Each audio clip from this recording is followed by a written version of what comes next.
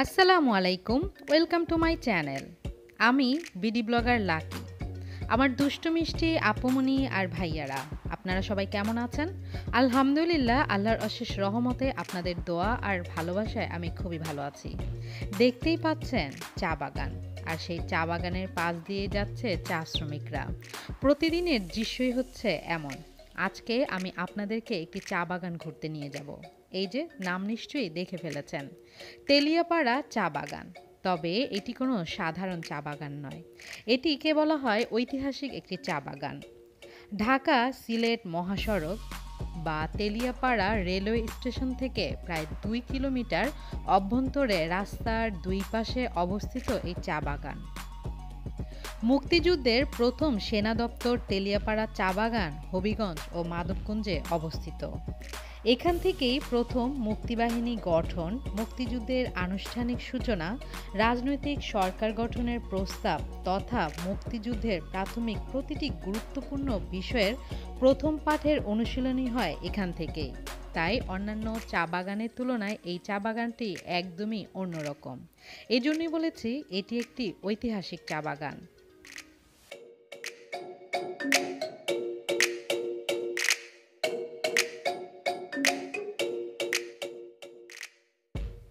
এই চা বাগানটির ভিতরে খুব সুন্দর একটা দিঘি রয়েছে। আসলে এটি পুরোটাই অনেক সুন্দর। তবে আমরা যেতে যেতে পড়ন্ত বিকেল হয়ে গিয়েছিল, তাই পুরোটা জায়গা ঘুরিয়ে ঘুরিয়ে দেখা সম্ভব হয়নি। আর একটা কারণে সম্ভব হয়নি, কারণ জানেনই এখন যে প্যানিক চলছে, সেই প্যানিকের জন্য গাড়ি আসলে ভিতরে যেতে দেওয়া হয়নি। পা দিয়ে হেঁটে যতটুকু আপনাদেরকে দেখানো যায় ততটুকুই দেখানোর চেষ্টা করেছি। আর এই যে দেখতে পাচ্ছেন, এটি এই দিঘির মধ্যে চারিদিকে পুরোটা ভরেই উঠেছে শাপলা। হ্যাঁ, শাপলা। শাপলা তো আমরা সবাই চিনি, আমাদের জাতীয় ফুলই হচ্ছে শাপলা। আর এত সুন্দর পরিবেশ দেখলে কার না ভালো লাগে। আর পানি দেখলে তো বাচ্চারা একদম আত্মহারা হয়ে যায়, যেমন আমার ছেলেমেয়েরা হয়েছে। ওরা পানি দেখে তো এখন নামবে। আর মোহ তো বলছে, মামনি আমি তো সাঁতার কাটতে পারি, আমি নামি একটু। আর মোহ নামবে, মন দেখবে দাঁড়িয়ে দাঁড়িয়ে, তা কি সম্ভব হয়? ও নেমে গিয়েছে এই পানি পাড়ানোর জন্য। আর এত সুন্দর শাপলা ফুটে রয়েছে, নামতে তো সবারই ইচ্ছে করছে।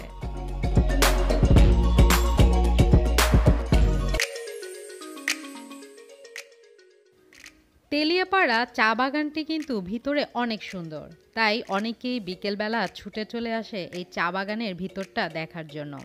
আমরা যেমন বিকেলে ঘুরতে গিয়েছি, তেমনি আমাদের সাথে অনেকেই গিয়েছেন এই তেলিয়াপাড়া চা বাগানের ভিতরটি ঘুরে দেখার জন্য। আর আমার বাচ্চারা তো খুশিতে আত্মহারা।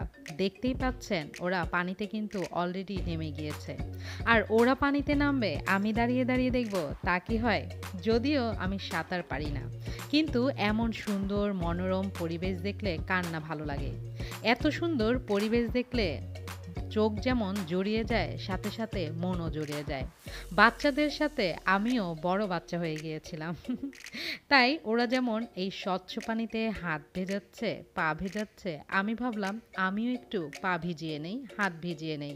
আর পানির যে কলকল শব্দটা যে কত সুন্দর, শুনুন নিজেদের কানে।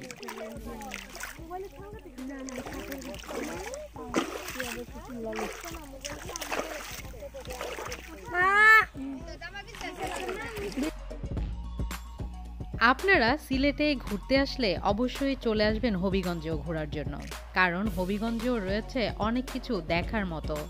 আর বাচ্চাদেরকে তো এমন জায়গায় অবশ্যই ঘুরে বেড়ানো উচিত, কারণ তারা তো মুক্তিযুদ্ধ সম্পর্কে কিছুই জানে না। আর এই তেলিয়াপাড়া চা বাগানটি যেহেতু আমাদের মুক্তিযুদ্ধের সাথে জড়িত, তাই বাচ্চাদেরকে একবার হলেও এখানে নিয়ে আসা উচিত। আর এই যে দেখতে পাচ্ছেন স্মৃতিসৌধটি, এটি মুক্তিযোদ্ধাদের স্মরণেই করা হয়েছে। হবিগঞ্জ জেলার মাধবপুর উপজেলার 11টি ইউনিয়নের সকল মুক্তিযোদ্ধাদের নামের তালিকা এটি, এখন যেটি দেখতে পাচ্ছেন। এখানে গিয়েও আমার ছেলে মহা খুশি, যদিও এটির গুরুত্ব সে কিছুই বুঝতে পারছে না।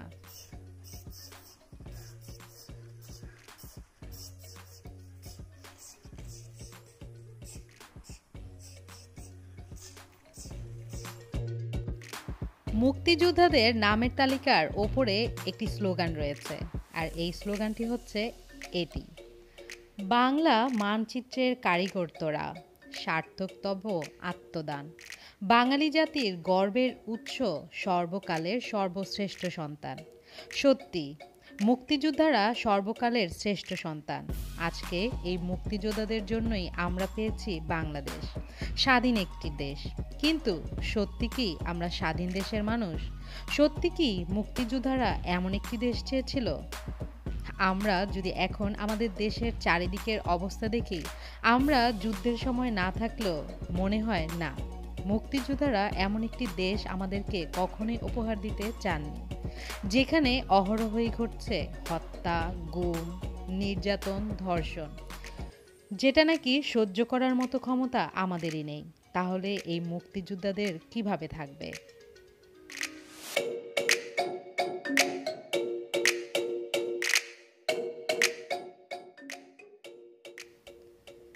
এই চা বাগানের ভিতরে রয়েছে অনেক সুন্দর সুন্দর বাংলো। এই বাংলোগুলোতে বাস করেন যারা নাকি চা বাগানের বড় বড় কর্মকর্তা রয়েছেন তারা।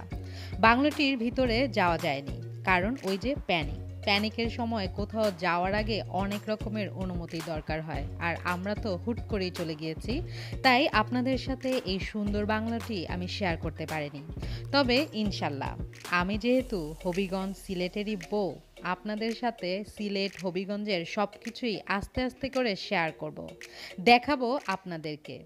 আমার ছেলে ওখানে গিয়ে অনেক বাচ্চাদের দেখে তো অস্থির। দেখেন ওর আনন্দ আর ওর খেলাধুলা।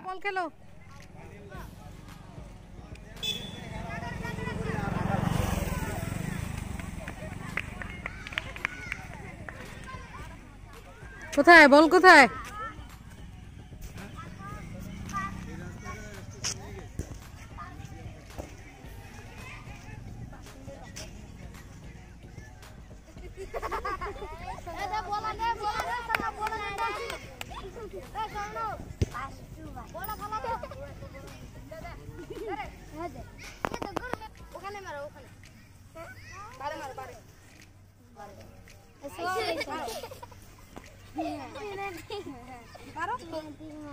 Ready, steady, go!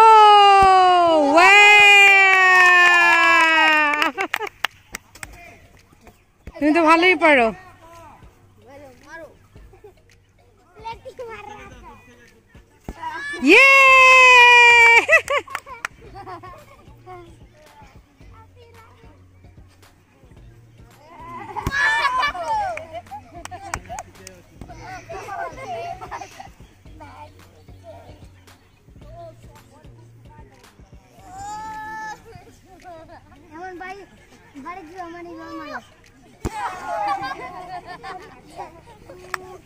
হয়েছে, আসো আসো, হয়েছে বাবা।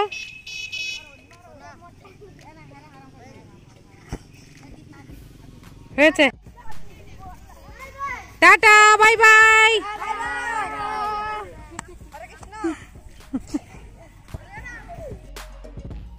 চা বাগানের ছোট ছোট বাচ্চাদের সাথে কিছুক্ষণ সময় স্পেন্ড করে এখন চলে যাওয়ার পথে রওনা দিয়েছি। দেখতেই পাচ্ছেন হাঁটি হাঁটি পাক পা করে আপনাদের লাকি বের হয়ে যাচ্ছে এখান থেকে।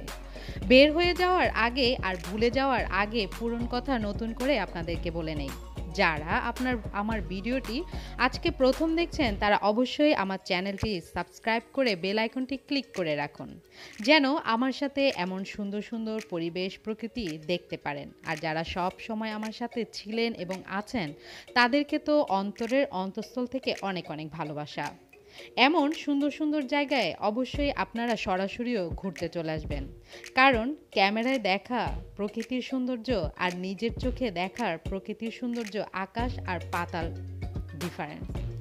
আল্লাহর সৃষ্টি আর মানুষের সৃষ্টি তো পার্থক্য থাকবেই। আল্লাহর সৃষ্টি চোখ দিয়ে দেখার জন্য অবশ্যই আপনাদের সবাইকে সিলেট হবিগঞ্জে আমন্ত্রণ রইল। আজ তাহলে এখানেই আপনাদের কাছ থেকে বিদায় নিয়ে নিচ্ছি। আল্লাহ হাফেজ।